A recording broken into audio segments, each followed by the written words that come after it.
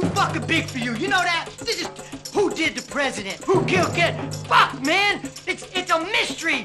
It's a mystery wrapped in a riddle inside an enigma. The fucking shooters don't even know. Don't you get it? Fuck, man! I can't keep talking like this. They're gonna fucking kill me! I'm gonna fucking die! Thursday night. Carlos Marcello was at his usual table. Beside him sat David Ferrie, the strange little pilot with the glued-on wig and painted eyebrows. That was the moment Marcello flipped the script. Ferrie had known Lee Harvey Oswald since the kid was a teenager. They met in the Civil Air Patrol back in the mid-50s. People who were there remembered it clearly. The oddball flight instructor and the skinny boy who followed him around like a shadow. Oswald had no father, no real direction. Ferrie became that. Father figure, mentor, protector. He pushed Oswald toward the Marines, told him he could be somebody instead of nothing. But both of them carried flaws. Oswald was young, insecure, easy to manipulate.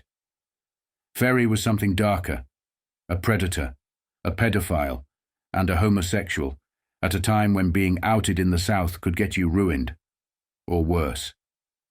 Still, Ferrie had talents you couldn't ignore. He was a hell of a pilot. He could train boys into soldiers. He thought sideways, out of the box. His eccentricities made him dangerous, and that made him useful. Carlos Marcello relied on men like that. Ferrie wasn't just eccentric, he was passionate. He lived for the Bay of Pigs operation and burned with rage when Kennedy pulled the plug. Betrayal was what he saw, and betrayal meant only one thing. Kennedy had to go.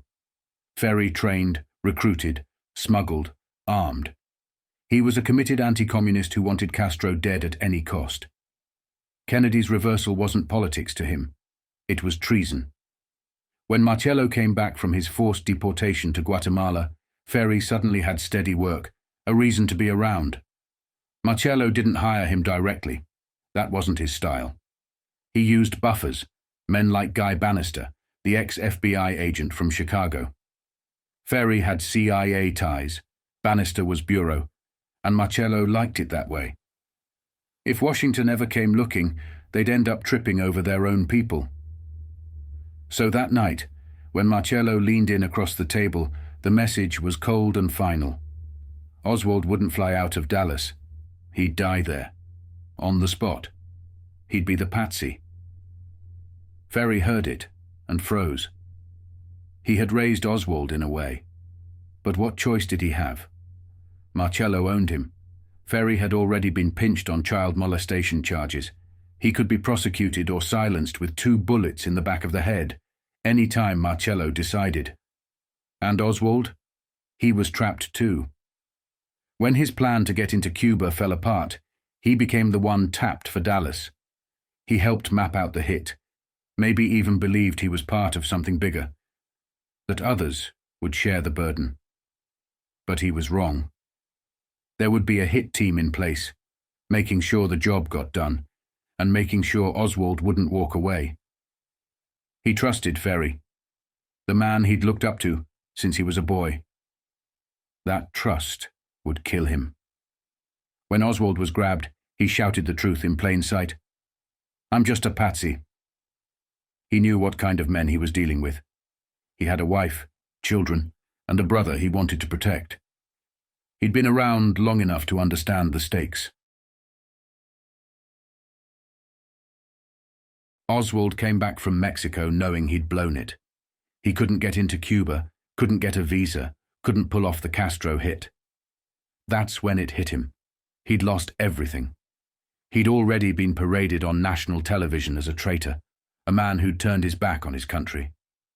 He returned with a Russian wife and a child, still preaching Marxism in Texas and New Orleans. That kind of thing made you a pariah. The rest of your life, you carried the stink of it. But Oswald never wanted to be just another guy hauling boxes in a schoolbook depository. He thought he was better than that. Smarter. Meant for something bigger. Now he was cornered, stuck in a dead-end life he couldn't accept. That's when another contract surfaced, the one to kill Kennedy. David Ferrie had been running his mouth about it. Bannister knew. Carlos Marcello knew. Around Louisiana, word spread. If Kennedy ever came to Dallas, there'd be a contract waiting. A job like that wasn't small. You needed backing. You needed money, logistics, and intelligence to guide it. Oswald had been prepped for something exactly like that. Mexico proved it. He'd been given the training, and decades later, the story leaked out. The thread ran back to David Atlee Phillips, CIA Mexico City Station. At the time, he had his eye on Oswald. A Cuban exile swore later they'd met. Phillips even drafted a screenplay after he left the agency. His own half-confession disguised as fiction. Psychologists will tell you, guys like that want to confess. They just need a way to do it without spelling it out. Phillips's way was through the novels he wrote. One of them carried a confession all but name. The voice on the page laid it out. He'd been one of 2 case officers handling Oswald. They built his Marxist cover. They gave him the mission, kill Castro. Phillips said he'd helped Oswald in Mexico City, working on the visa to Cuba. He saw him again in Dallas, twice. They rehearsed it over and over. Oswald in Havana, rifle ready, an upper floor window, Castro driving by in an open jeep. That was the plan. But Kennedy died in Dallas, not Castro in Havana. Same setup, same playbook. A sniper's nest, a motorcade, an open car. Phillips wrote that the CIA hadn't ordered Kennedy's death, but admitted the guilt anyway, because it was the same plan they drilled into Oswald.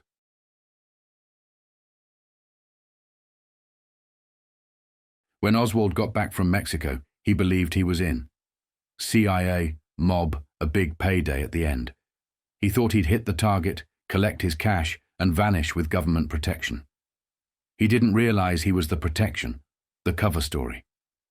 The real shooters would come from out of town, do the job, disappear. There would be one patsy, a man left behind to take the blame.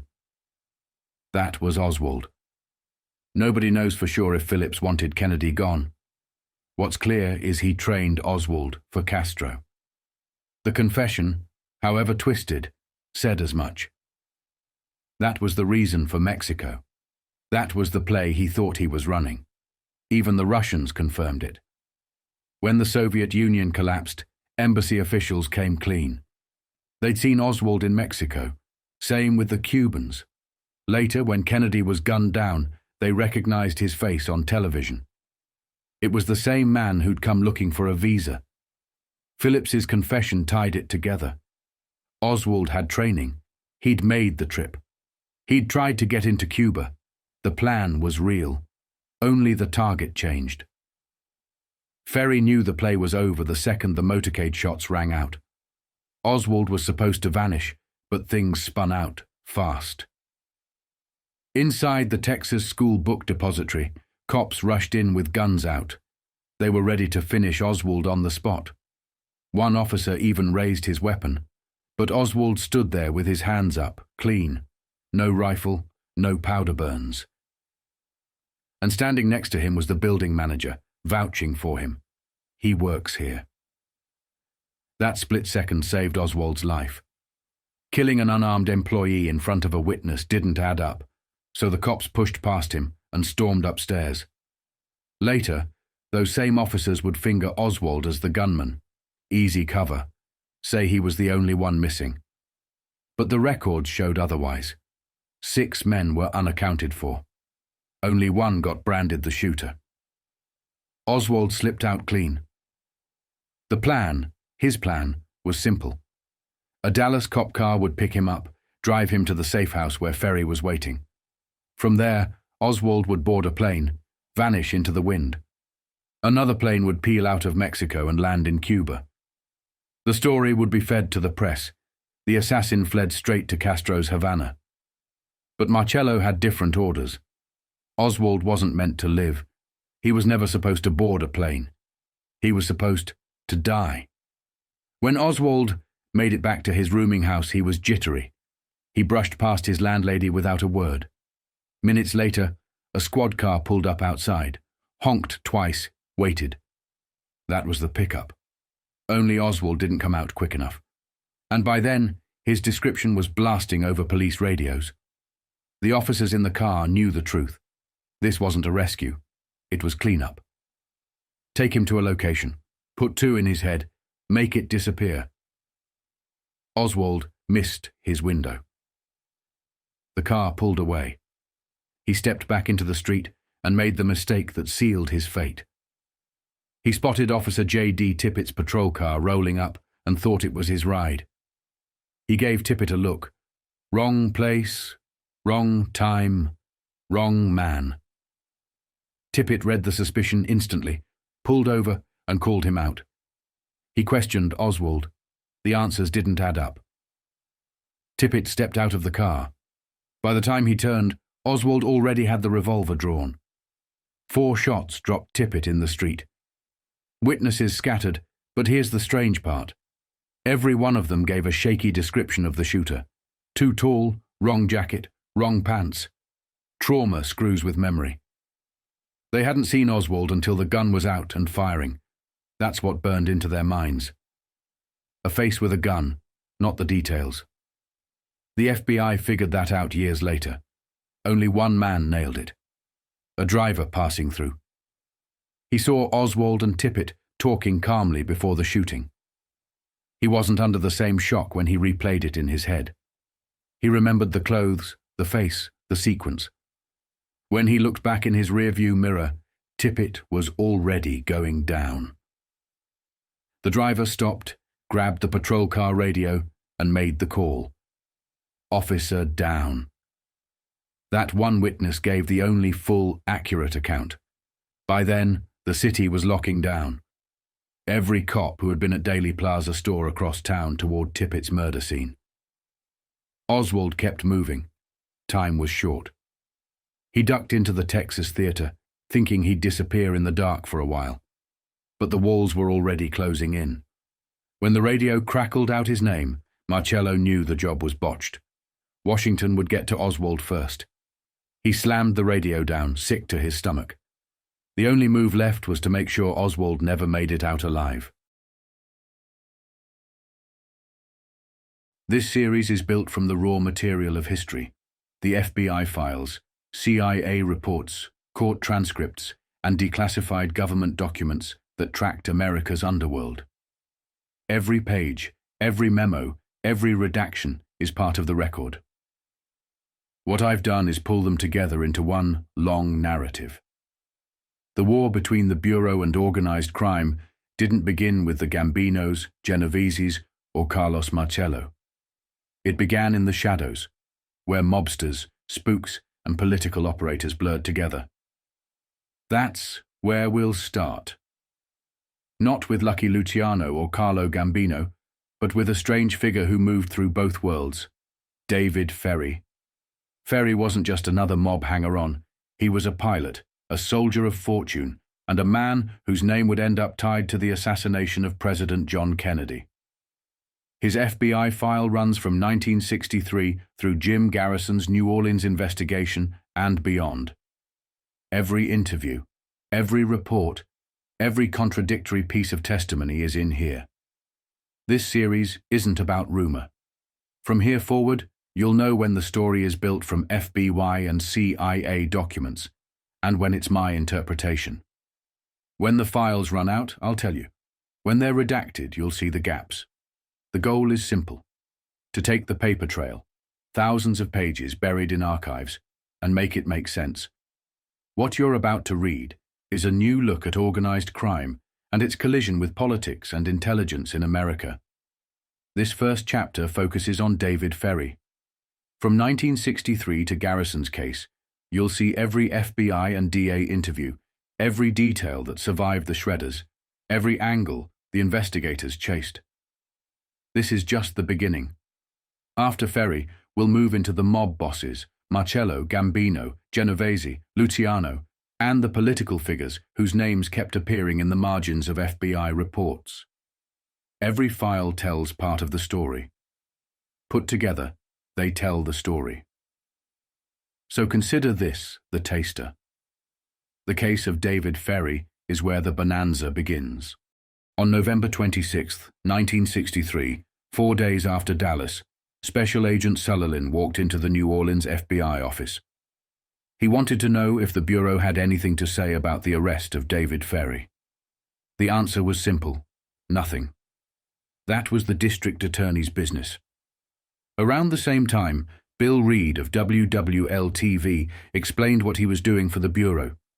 He was putting together footage of Lee Harvey Oswald handing out fair play for Cuba pamphlets. He'd shot 800 feet of film, interviews with Oswald's old classmates in New Orleans, but said the FBI could screen it themselves if they wanted. The cost was $85. Reed added something else. Ferrie had gone to the DA's office himself, asking to take a lie detector test. According to Reed, the tip that Ferrie was a hypnotist didn't come from law enforcement at all. It came from a private eye named Jack Martin, someone Reed dismissed as way out. Meanwhile, the FBI ran down Oswald's supposed ties to the Civil Air Patrol. Colonel S.D. Butler, commander of the Louisiana Wing, said he didn't recall Oswald ever being a member. He knew Ferrie, though. Ferrie had commanded squadrons in New Orleans.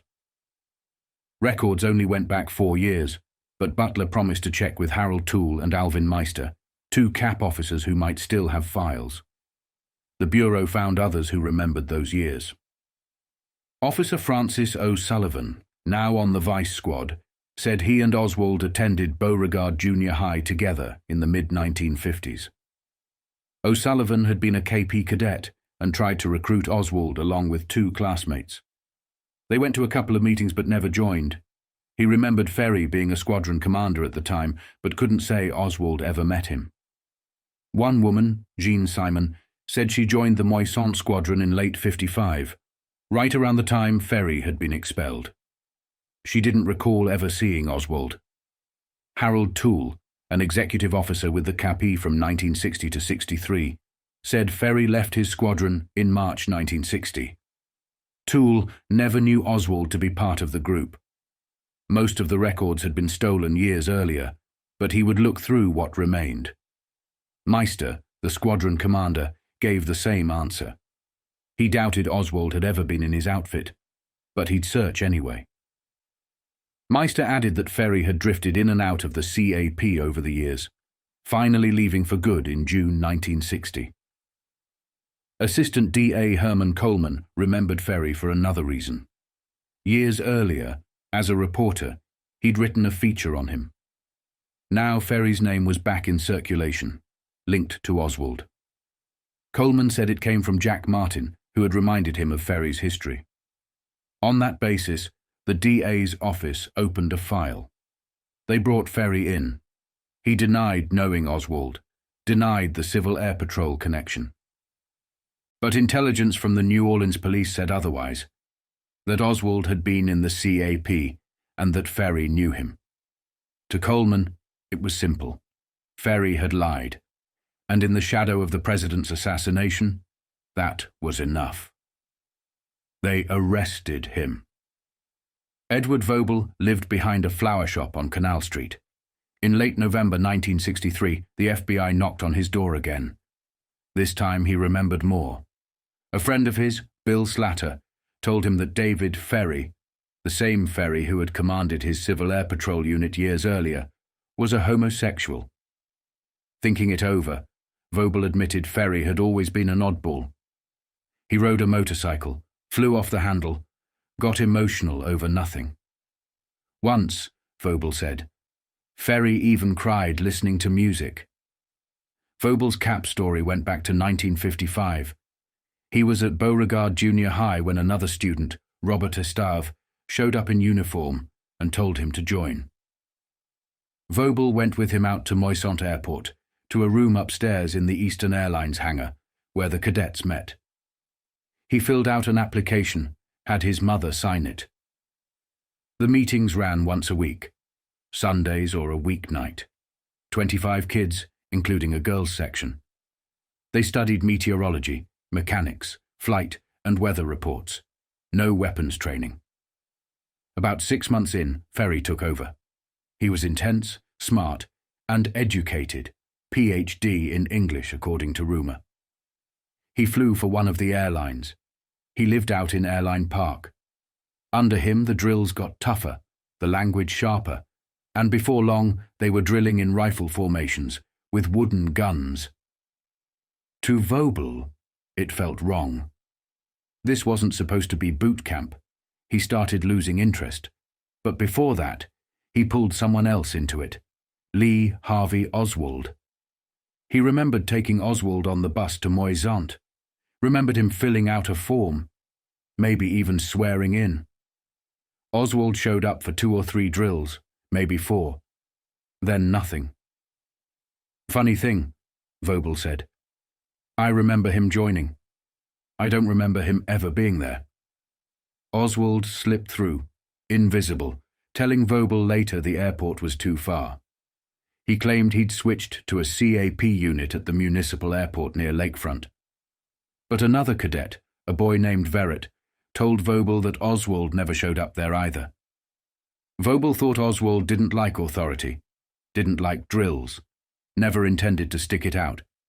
He'd just been talked into it. Ferrie, on the other hand, stayed on his mind. He ran bivouacs like a drill sergeant. Once, in Kenner, he ordered the cadets to bring their own rifles for target practice. Vobel packed his .22, but the rain ruined it. Oswald was already gone by then. Later, in '56, Vobel dropped out too. He showed up once more in Kenner, noticed an old fighter plane the Cap had, but Ferrie was already out. That was the last time he had anything to do with it. After the assassination, things got darker.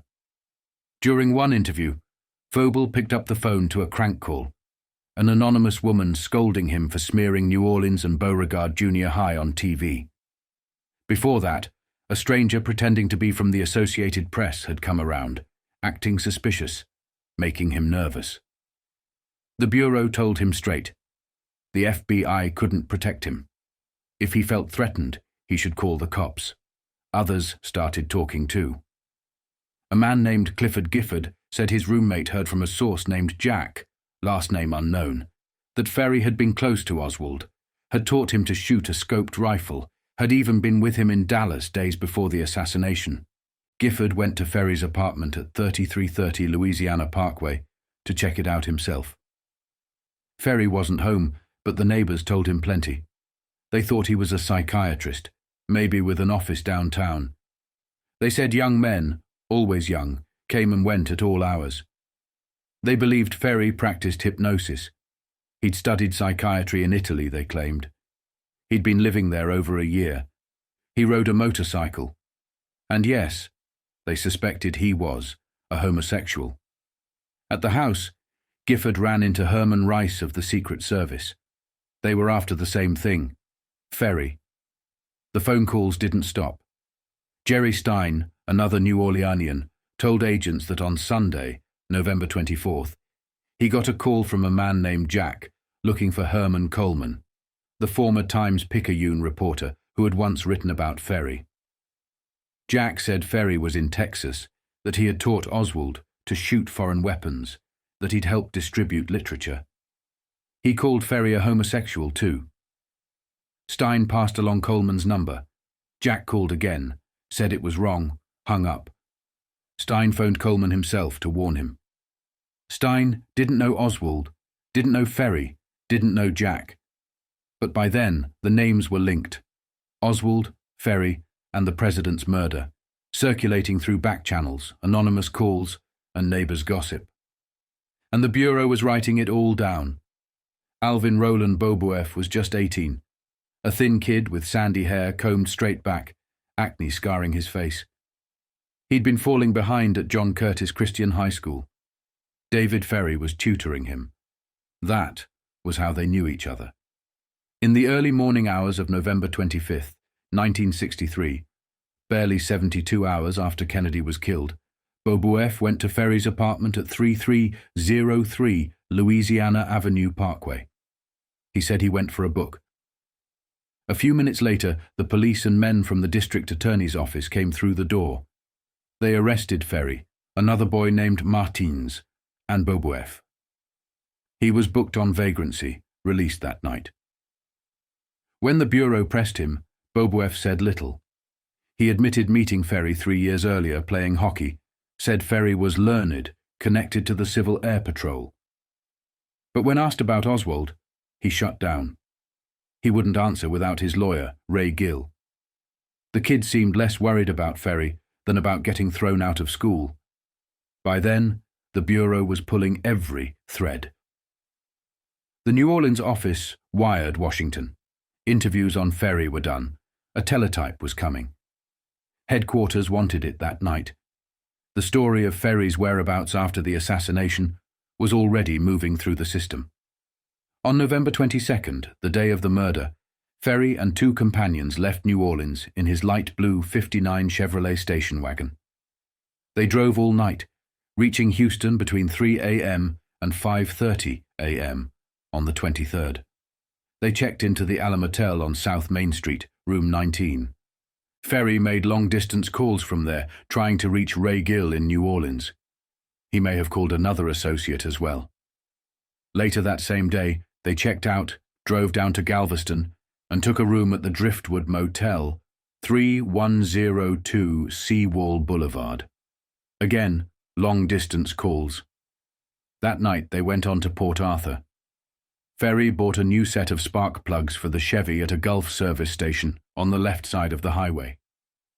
They claimed they watched television there, saw Oswald's face on the screen from the basement of the Dallas police station. From Port Arthur, Ferrie's party drove on to Beaumont, then east into Louisiana. Investigators traced every step. They pulled motel registers and phone records. They even checked Ferrie's airplane, a Stinson single-engine 4-seater, registration N829K. The FAA said it hadn't been airworthy since April 1962.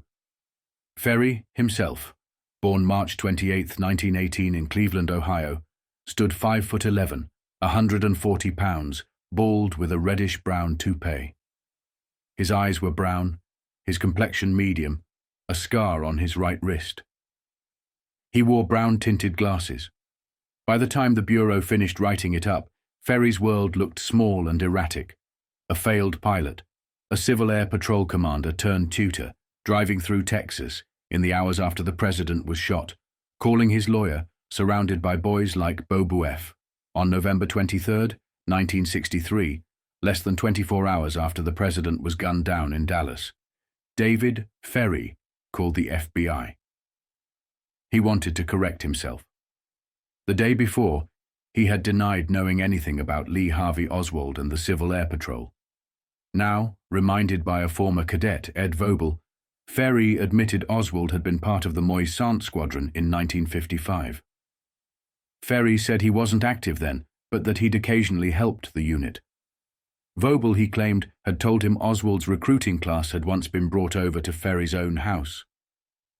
While Ferrie was adjusting his story, the Bureau was already tracing his movements after the assassination. They had him on the road within hours of the president's death, driving west with Alvin Beaubouis and another companion in his light blue '59 Chevy station wagon.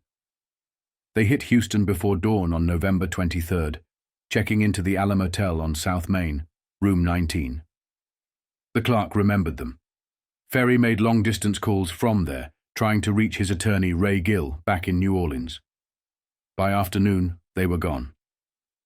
From Houston, they drove to Galveston, took another room at the Driftwood Motel on Seawall Boulevard.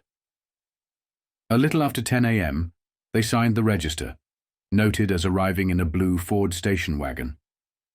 Later that day, they pushed on to Port Arthur.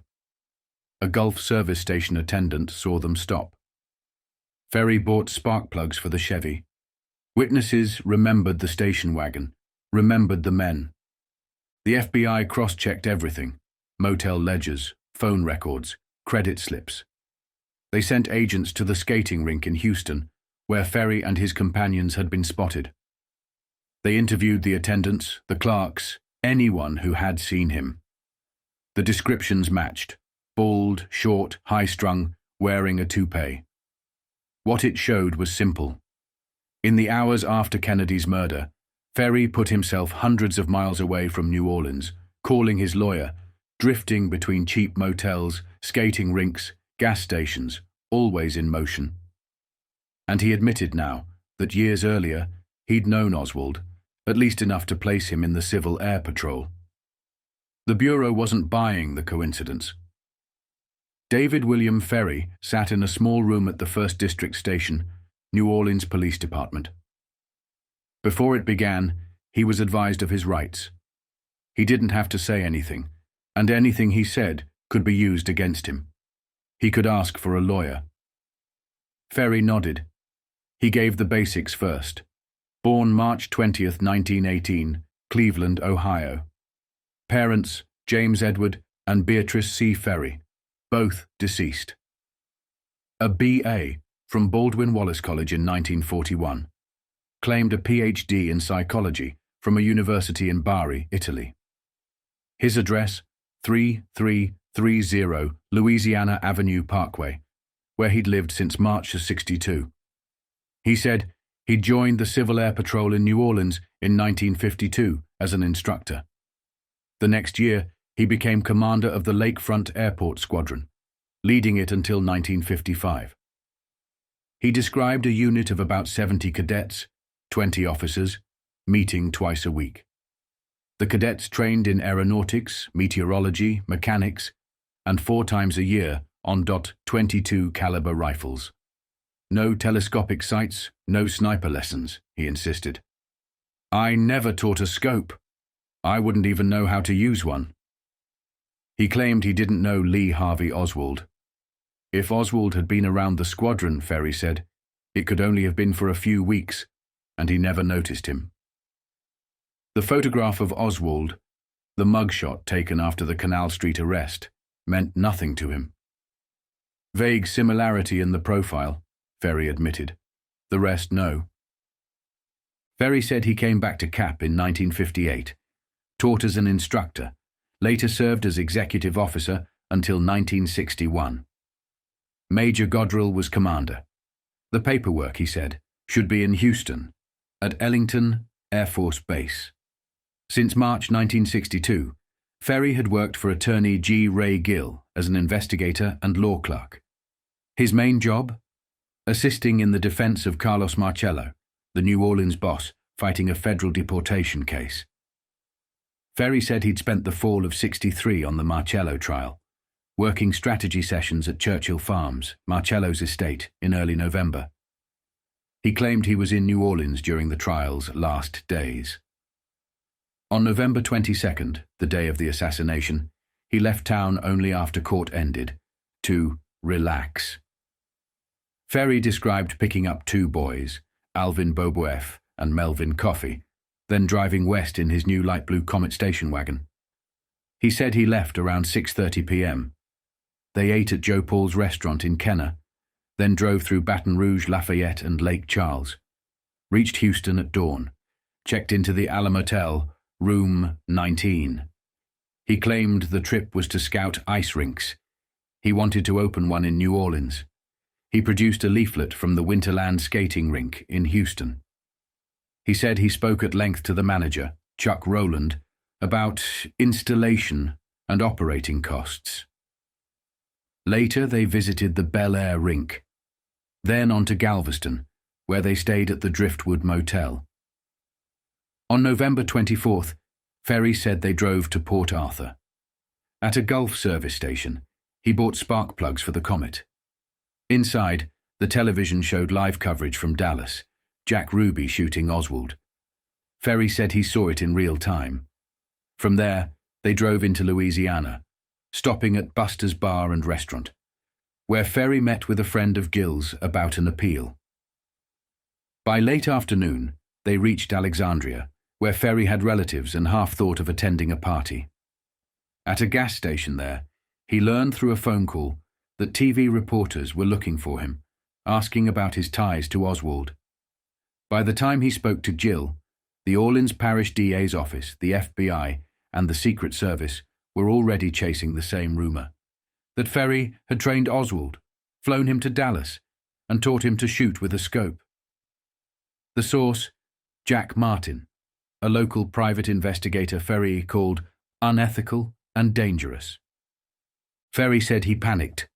He cut short the Alexandria stop, drove back to New Orleans that night, dropped off the boys, then tried to call Jill again. Later, he drove on to Hammond, spent the night with a friend at Southeastern Louisiana College, then returned to New Orleans the next day and surrendered himself to DA. He explained his association with Martin. He met him in 1961. Martin attached himself to Ferrie, trying to nose into his work. Ferrie said he once joined Martin on a job in Louisville, tracking diploma mills and phony church ordinations. Eventually, Ferrie concluded Martin was the fraud. By 1963, Ferrie had thrown him out of Gill's office. Since then, Martin had hounded him, calling clergy, making long-distance calls on Gill's tab, feeding reporters wild stories. Ferrie said Martin had been hospitalized as a paranoid. As for the other rumors, Ferrie's library card?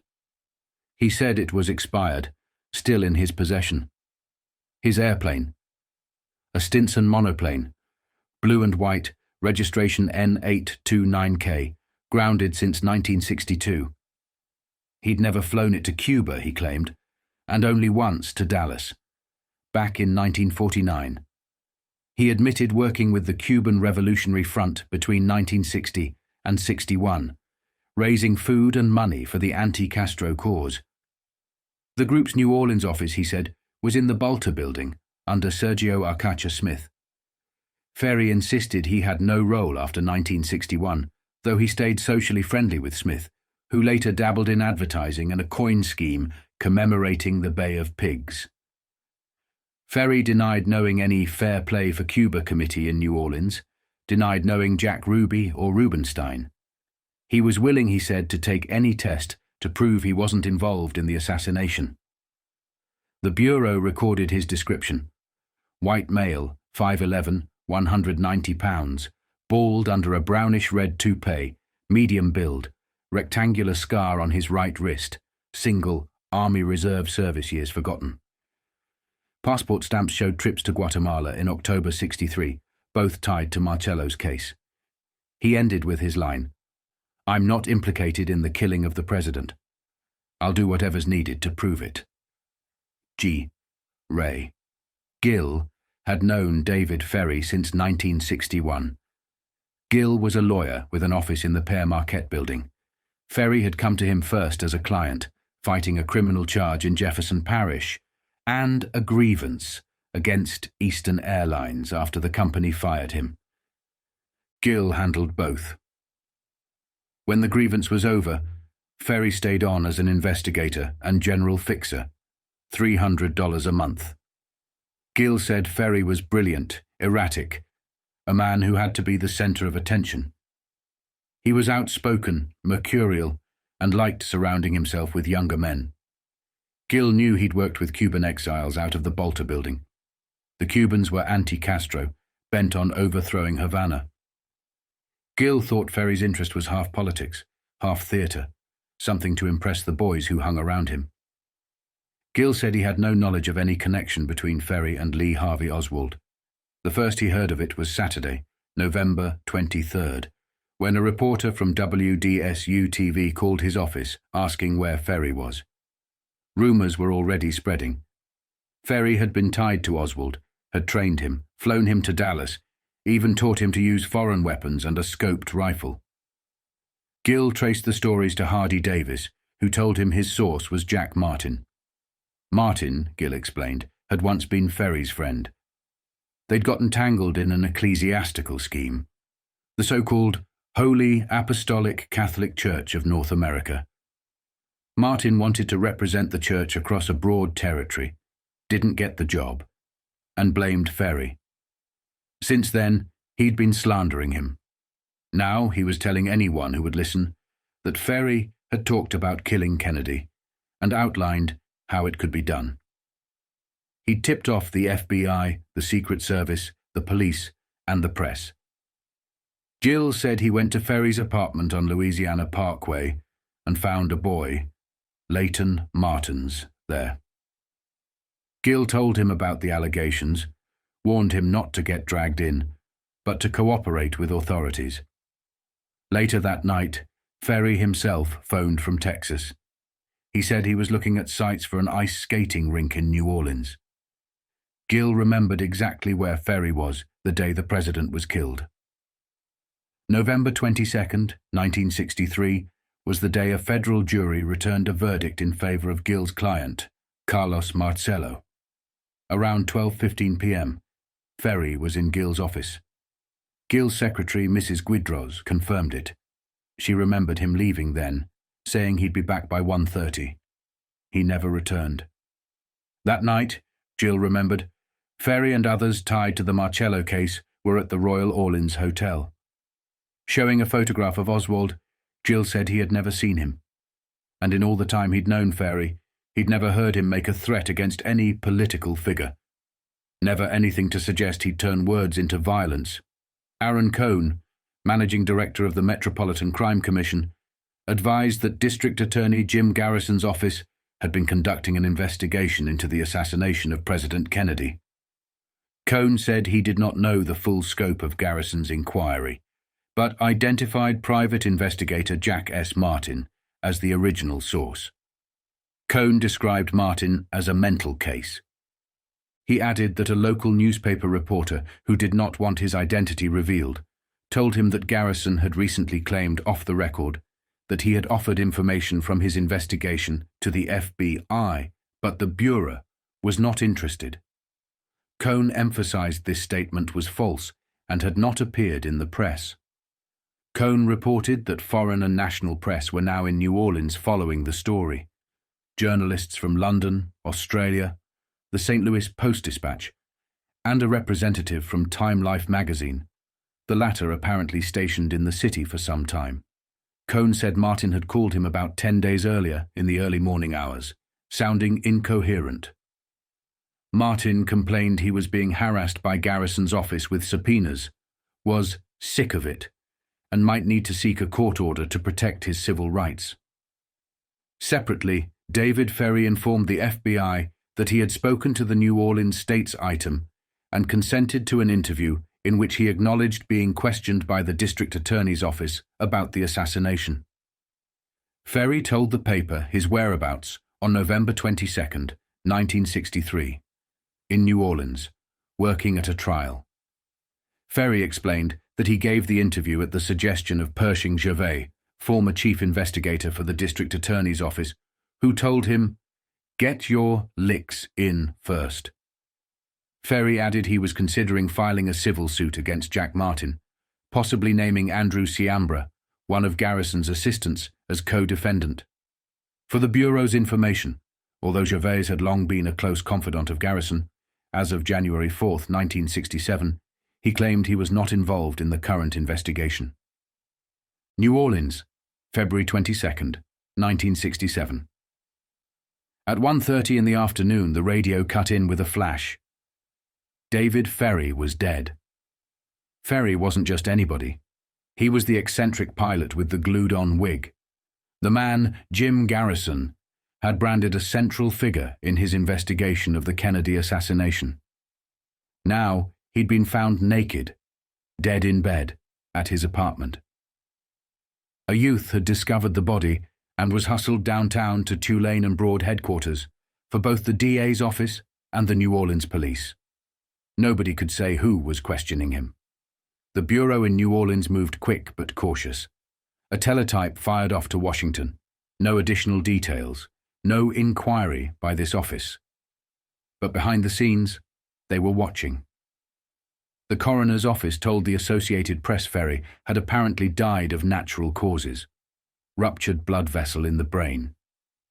But there was more. Ferrie had been depressed. Because of that, a toxicology exam was ordered. Results would take 2 or 3 days. DA Jim Garrison went public, calling it apparent suicide. The FBI file filled in the rest. Ferrie had an arrest record for homosexual activity. Eastern Airlines had fired him for the same reason. He was always a liability, always under suspicion. Now he was a corpse. The timing was bad. On February 21st, just the night before his death, Ferrie had contacted an FBI agent by phone. He wanted to correct the record. He'd given up details about his ties to Sergio Arcacha Smith and explosives connected to the anti-Castro cause.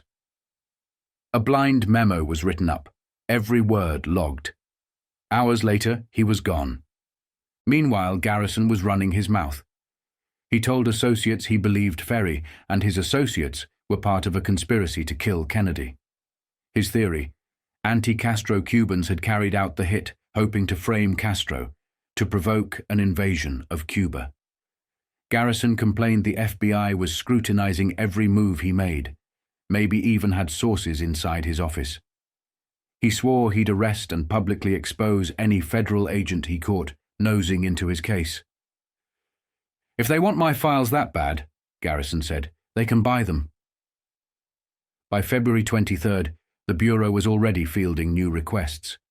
Assistant U.S. Attorney LaCour wanted background, specifically Ferrie's old interviews about Oswald.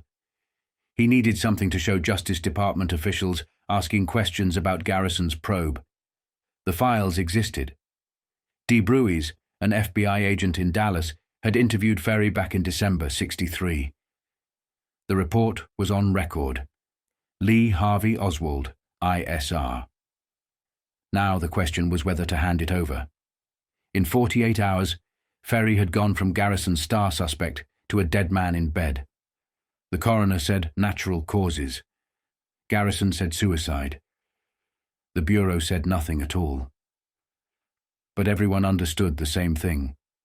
The most peculiar man in New Orleans, the pilot who might have linked Oswald to something bigger, would never speak again. On February 18, 1967, David Ferrie told an FBI agent he'd been sick. Viral encephalitis, he called it. 4 days later, he was dead. At 12:38 p.m., February 22nd, New Orleans radio reported the story. Ferrie, the former Eastern Airlines pilot and Garrison's central figure, had been found lifeless in his apartment. Dr. Nicholas Chetter, Orleans Parish coroner, told the Times-Picayune the autopsy showed a ruptured blood vessel at the base of Ferrie's brain, a cerebral hemorrhage. Chetter admitted Ferrie's apartment contained an assortment of drugs, but he couldn't say if he'd taken any. Time of death: sometime Tuesday night. But the timeline didn't sit right. Washington Post reporter George Lardner had been with Ferrie until 4 in the morning on the 22nd, interviewing him for hours. "Once you get him talking, it's hard to shut him off," Lardner said. Yet Chetter insisted that rigor mortis had already set in, meaning Ferrie had been dead before 4 a.m. Garrison seized on that as a major inconsistency. One of the mysteries, he said, we don't understand. The DA added something else. Before he even heard about Ferrie's death, he had decided that morning to arrest him the following week. At a press conference, Garrison went further. Asked if he believed Oswald acted alone, he told reporters, "I have no reason to believe at this point that Lee Harvey Oswald killed anybody in Dallas that day." Asked if he'd seek federal help, Garrison sneered, "What would be the purpose? To delay the investigation 3 more years? We've done more in 3 months with a small staff than the government did in 3 years with 5,000 men." Ferrie's death lit up every wire service. The FBI tracked the coroner's updates, every quote, every contradiction. Then, more names surfaced. Robert Oswald, Lee's brother in Wichita Falls, called the Bureau on February 23rd. He said he'd heard, from some unknown source over the past 3 years, that Ferrie had been in the Civil Air Patrol at the same time as Lee. He admitted he didn't know Ferrie had never met him, but with Ferrie in the news, he thought it was possible. Other leads came in. A confidential source told the FBI Ferrie had been a guest at the Phillips Hotel, giving Dallas as his address. The New Orleans DA's office had even asked the hotel for Ferrie's toll call records, but the hotel refused without a subpoena. Then came the warrant. Garrison's office accused Oswald, Ferrie, Clay Shaw, and unnamed others of conspiring to kill the president. Judge Matthew Braniff signed it. The affidavit claimed Oswald, Shaw, Ferrie, a confidential informant, and others met in Ferrie's apartment in September 1963 to plan the assassination. The informant, the DA said, had been put under sodium pentothal, truth serum, and reaffirmed the story. The search of Shaw's house turned up whips, rope, a hood, a cape, a ledger, and maps. Shaw was arrested and denied everything. "I never conspired with anyone, anywhere, to kill Kennedy or any other individual," he said. He denied knowing Oswald, denied knowing Ferrie, denied even knowing the alias Clay Bertrand. Still, the press spun out leads. The state's item reported a law officer claimed he picked up Oswald and Ferrie together on the lakefront in '63. After the assassination, the officer said he recognized Oswald's face. He later identified Ferrie's body as the other man. Under pressure, the officer retracted part of the story. The rumors piled on. A tape allegedly made by Jack Martin and David Lewis was being shopped around town for $2,500. Reporters swarmed New Orleans. A Hollywood operator named Hawthorne showed up with a young woman, Gina Vellini, promising to sell Garrison's life story as an exclusive.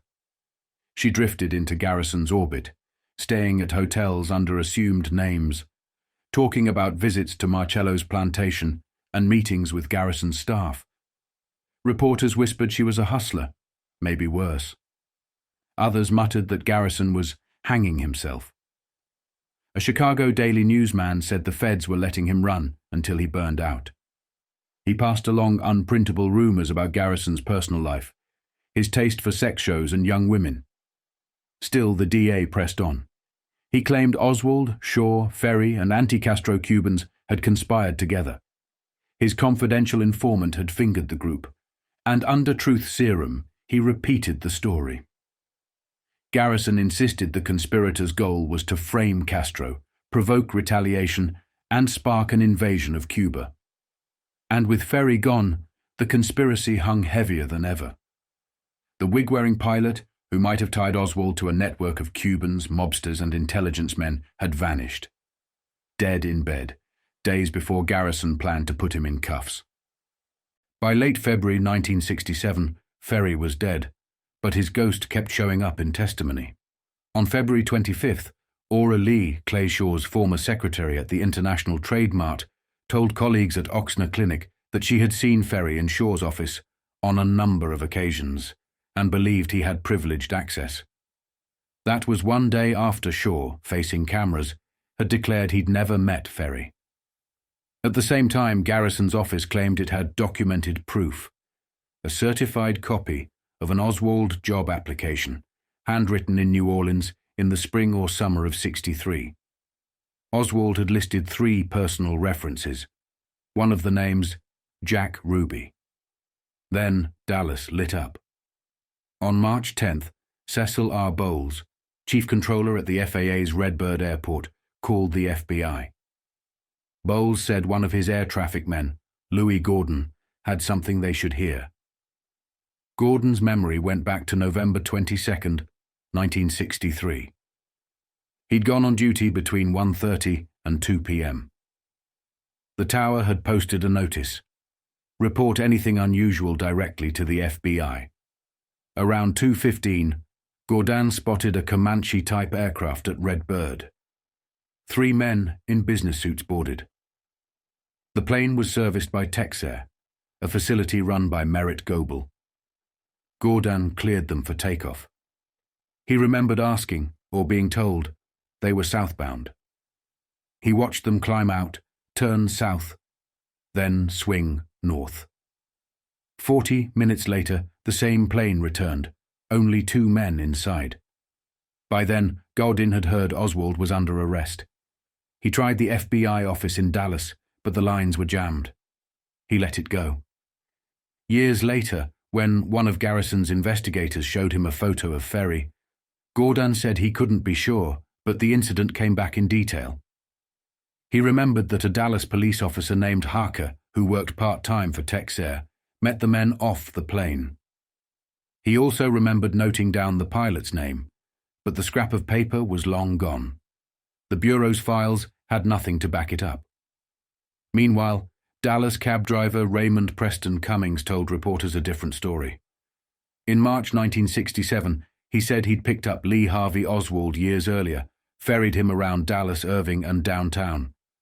He claimed he'd once driven him straight to Jack Ruby's Carousel Club. After the assassination, he recognized Oswald instantly from the papers.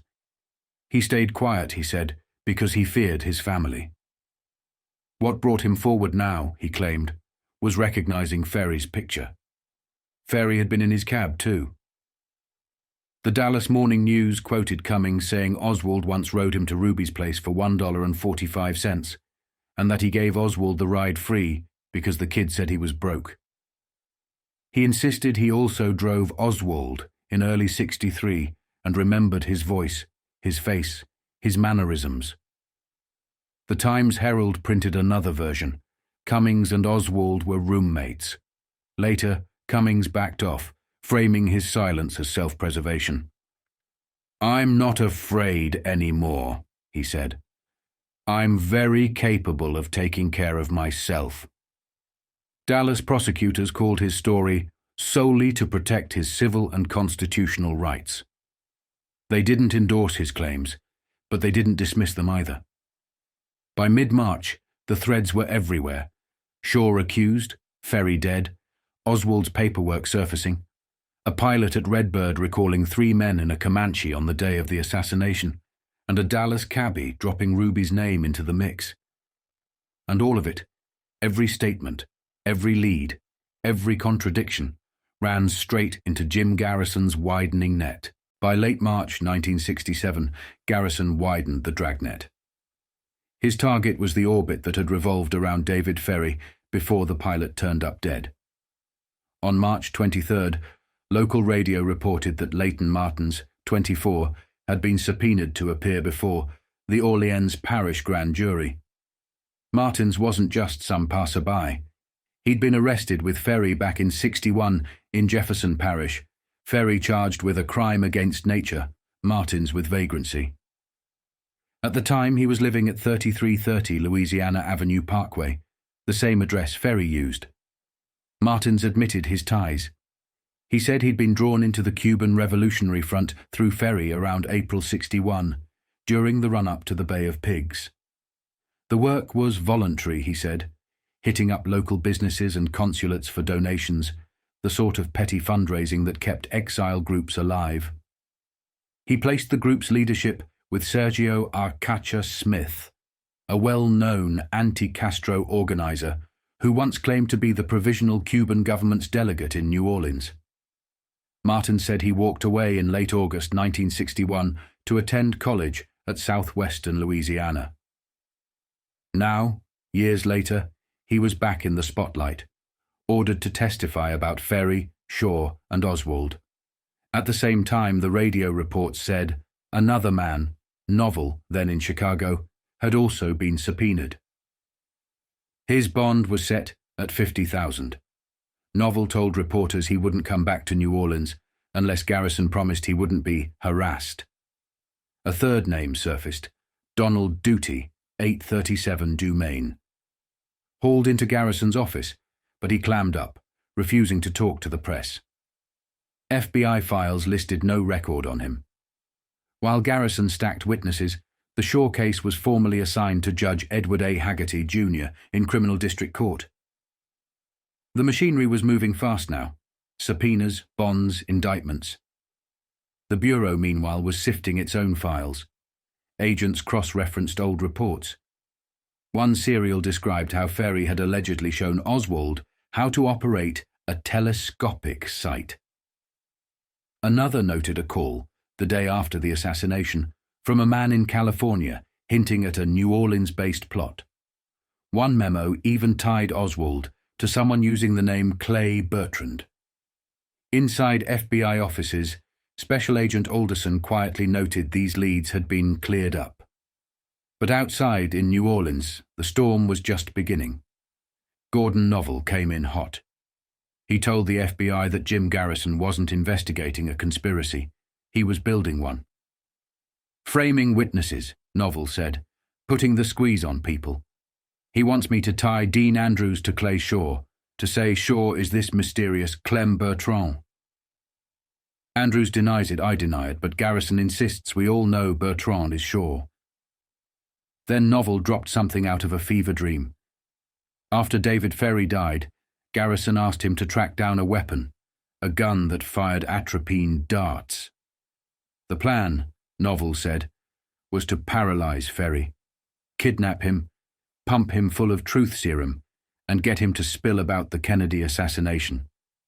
Novell said he didn't get the gun. Ferrie turned up dead before it went any further. And Garrison, Novell claimed, wanted even more. He asked Novell to procure FBI-grade wiretaps, not to use against suspects, but to plant in his own office. Then he'd leak the story, claim the Bureau was bugging him, and turn himself into a martyr. Novell rattled off other names Garrison was circling: Willard Robertson, a Volkswagen dealer said to have bankrolled anti-Castro operations. A man tied to a Cuban camp near Lacombe, Louisiana, who Garrison supposedly wanted to pin to Dallas. And a witness named Robert Badeau, who Garrison believed had inside knowledge of the assassination. Novell told the FBI he had more, enough to show Garrison's probe as contrived. But he wasn't ready to say it all. Not yet. That same day, March 23rd, another man walked into the New Orleans FBI office. Clyde Limbaugh, a nightclub singer, 40-something mustache, former Army paratrooper. He claimed he had the answer to Garrison's investigation. "I was there when the assassination took place," he said. "I was propositioned to be part of it." He laid out his life, 4 years working for Jack Ruby in Dallas, up to 3 days before the assassination. Ruby owned the Carousel Club, the Vegas Club, and the Colony. Limbaugh worked the rooms, looked after the girls, pulled double duty at a direct mail outfit in town. Ruby, he said flatly, was queer. Everybody called him Finky. Officer J.D. Tippit, the cop Oswald supposedly gunned down, was more than a friend. According to Limbaugh, Tippit lived with Ruby, first in Oak Cliff, later in an apartment above the Colony Club. He worked for Ruby day and night, Limbaugh said, never went to police headquarters, reported by phone. Limbaugh claimed that a week before the assassination, he walked into Ruby's office at the Colony. Ruby was inside with Tippit, Oswald, and another man. Later, Ruby told him the fourth was David Ferrie. A few days later, he said, he saw the same group again, Tippit, Oswald, and a woman. Only Ruby told him afterward the woman was Ferrie in drag, known around the quarter as Cappy Bertrand. Ruby called him a female impersonator. On the table, Limbaugh swore, was a floor plan, the 6th floor of the Texas School Book Depository. Ruby, he said, even offered him a piece of it. "How'd you like to make $1,000 in one night?"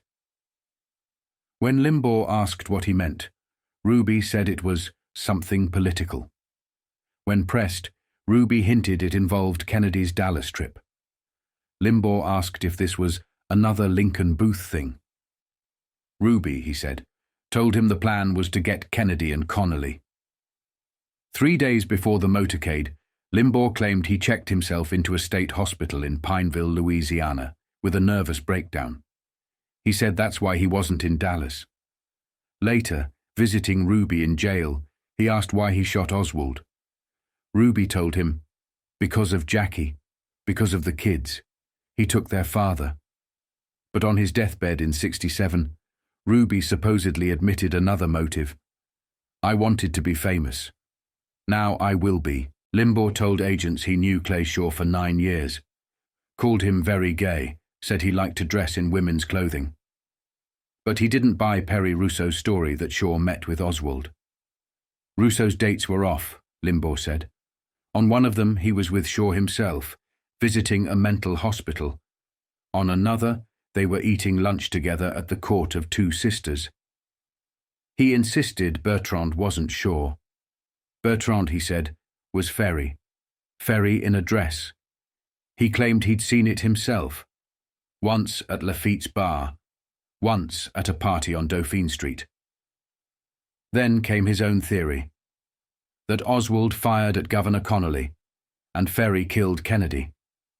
That the assassination was planned not in New Orleans, but at the highest levels, carried by the president's own tour party, even tied somehow to Johnson's men. The whole thing, he said, was arranged in Washington.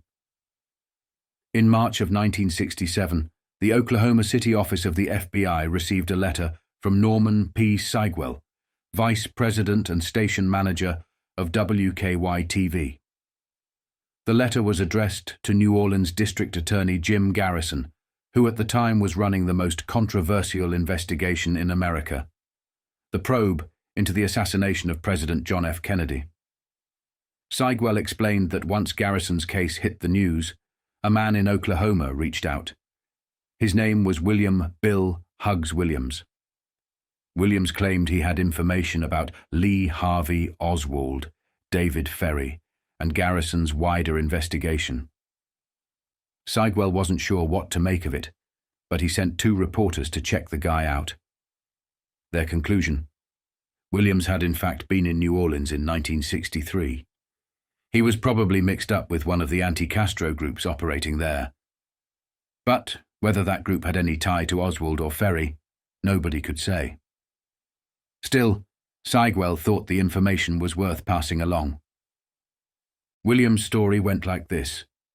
He said he had spent 3 years locked up on a fraudulent commitment. A Louisiana judge, John R. Rarick, freed him on a habeas corpus petition. When he got out, he claimed the hospital kept his money and belongings. He turned to an attorney, Richard Van Buskirk, who told him he could recover more than $100 still on deposit. In March of 1963, Judge Rarick and Buskirk sent him to New Orleans to meet a man named Wal Cow.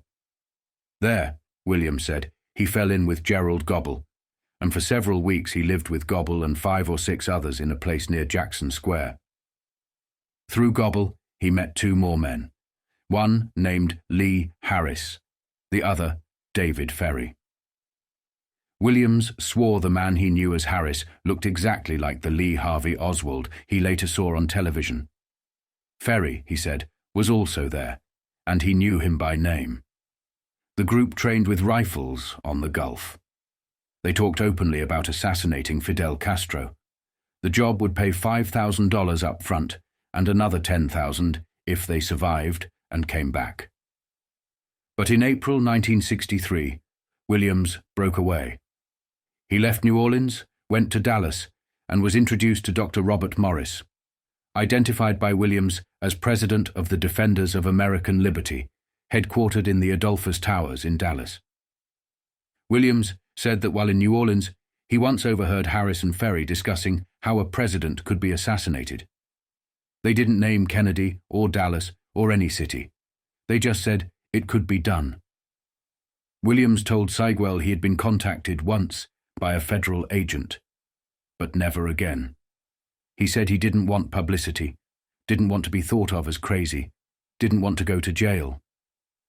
But, he added, after Garrison's investigation hit the headlines, several things began to add up. If what he knew could help, he wanted the authorities to know. At the time of the letter, Williams was running an apartment house in Oklahoma City. Meanwhile, Garrison's investigation was turning into a circus. Gordon Novel, one of his material witnesses, was reported hiding in Montreal.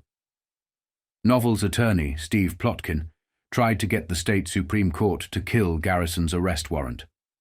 Sergio Arcacha Smith, another name from Garrison's file, was arrested in Dallas on charges tied to a 1961 burglary of a munitions bunker in Houma, Louisiana job allegedly done with Ferrie and Novel.